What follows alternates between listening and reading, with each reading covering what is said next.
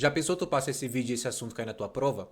Aí eu quero ver. Atos normativos. Eu vou falar sobre 6 pontos. E para ficar um desenho bem bonito, eu já vou unir esses pontos todinhos. E como sempre, a gente começa do conceito. Afinal de contas, o que é o ato normativo? O ato normativo é um ato que complementa a lei. Pensa assim, a lei, ela cria o direito. O ato normativo vem e detalha essa lei para que esse direito seja aplicado.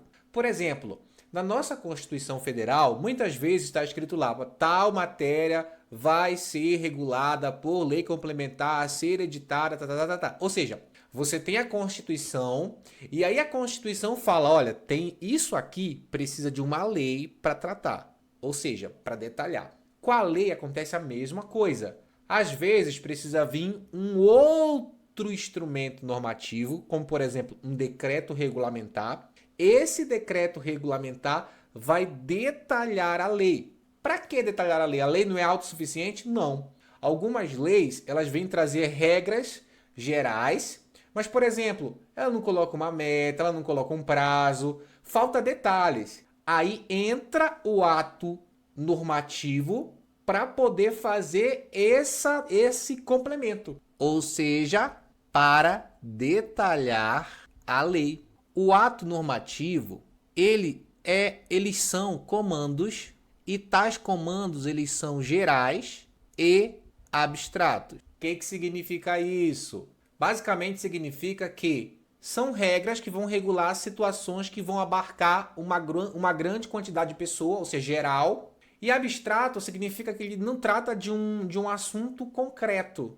Ele trata de assuntos que porventura possam surgir. É diferente de um ato administrativo, por exemplo, uma nomeação. Uma nomeação é um ato que vai ser específico para uma pessoa e vai atuar naquele caso ali daquela pessoa que está sendo nomeada no concurso público. Agora, quando eu coloco um decreto regulamentar, isso é uma regra geral, isso é uma regra abstrata que vai servir para tantas pessoas quanto estiverem naquela situação do decreto e para uma situação que não é concreta em si, mas é uma situação que ainda não ocorreu, que ainda não aconteceu, mas que está sendo regulada porque pode acontecer. Eu vou te dar exemplos.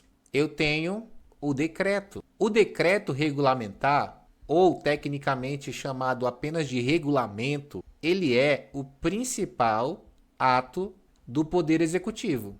Então, o decreto regulamentar, ele é o decreto que vai detalhar a lei. Pronto, tem uma lei, o governo precisa aplicar aquela lei, mas aquela lei não dá detalhes específicos, então o governo cria um decreto regulamentar que vai detalhar mais a lei para que seja possível aplicar ela no fato concreto, na situação, na prática do dia a dia, que eu quero dizer. Outro exemplo, regimento interno.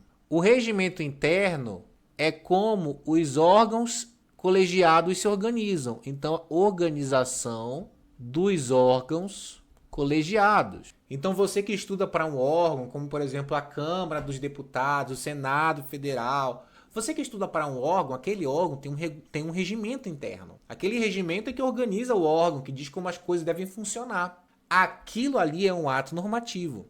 Outro exemplo, resoluções, que também são instruções normativas de órgãos colegiados. Outro exemplo, instrução normativa, que são atos normativos feitos por ministros, por presidente de autarquia, etc.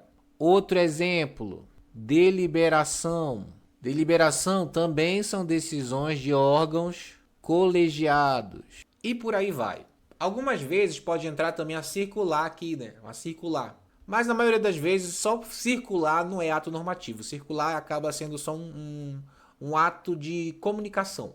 Agora eu te dei exemplo do que é. Mas deixa eu te falar também o que não é ato normativo. Por exemplo, a portaria. Portaria ela é mais para disciplinar a administração pública. Então ela é um ato ordinatário. Despacho. O despacho é uma decisão de uma autoridade sobre algo que foi pedido para ela. Então ela decide, ó, quanto com relação a isso aqui para fazer isso. É uma decisão, é um despacho. Tem caráter ordinatório também. Ofício ou aviso. Isso é só uma comunicação interna, não é ato normativo. Outro, certidão, atestado, parecer. Isso aqui é ato que apenas declara uma situação específica, ou seja, um ato enunciativo. Outro exemplo, licença ou autorização, alvará, é alguém pedindo algo para a administração, ou seja, é um ato negocial. Outro exemplo, multa, advertência, demissão, etc. Isso são atos de punição, não são atos normativos. Prosseguindo para o nosso quarto ponto, eu preciso que você tome alguns cuidados. Por exemplo, quando fala instrução, mas sem falar a palavra instrução normativa, né? Sem a parte normativa, não é um ato normativo. Tem que ser instrução normativa. Se for só instrução ou instruções, não é ato normativo. Outro, a circular. Já teve prova da FCC que considerou circular como não sendo. Porque a circular pode ser só uma comunicação, então também cuidado. Outra coisa, portaria de conteúdo geral. Vê, eu não estou só falando portaria, que a portaria ela é disciplina, mas eu estou falando portaria de conteúdo geral. Já caiu questão falando, usando esse termo. Aí no caso, portaria de conteúdo geral, aí é considerado ato normativo. Eu vou colocar aqui a palavra classificação. Veja bem, o que classifica quando um ato é normativo ou quando um ato é não normativo? É o destinatário? É o âmbito da aplicação? Não. O que diferencia um ato normativo de um não normativo é o seu conteúdo. Atos normativos vão ter esse conteúdo de criar uma regra geral e atos não normativos não têm. Isso já caiu em prova, é importante você saber. E no nosso último ponto, apenas para efeito de comparação, um ato normativo, você vai encontrar ele como sendo a junção de palavra geral, que eles são ato geral, mais a função de palavra abstrato. Isso aqui sempre aparece. Já um ato ordinatário, você vai encontrar muito dizendo que é ato interno ou ato hierárquico. Já o ato negocial, você vai encontrar muito não, né? Você tem que entender que é um particular solicitando algo.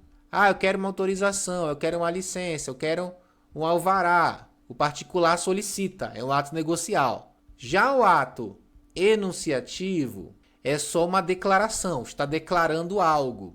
E o ato punitivo, ele vai aplicar uma sanção.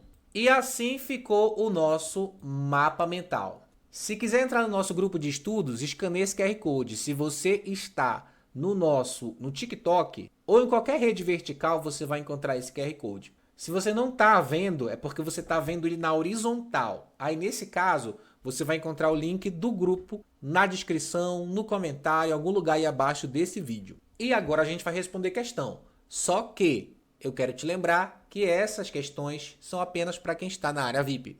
Então, se você não está na área VIP, a gente fica por aqui. Se você quer entrar, você vai encontrar a área VIP dentro do nosso grupo do WhatsApp e vai encontrar o link também aí nas nossas redes sociais. Agora, para você que está na área VIP, essa aula continua e a gente vai responder agora a primeira questão.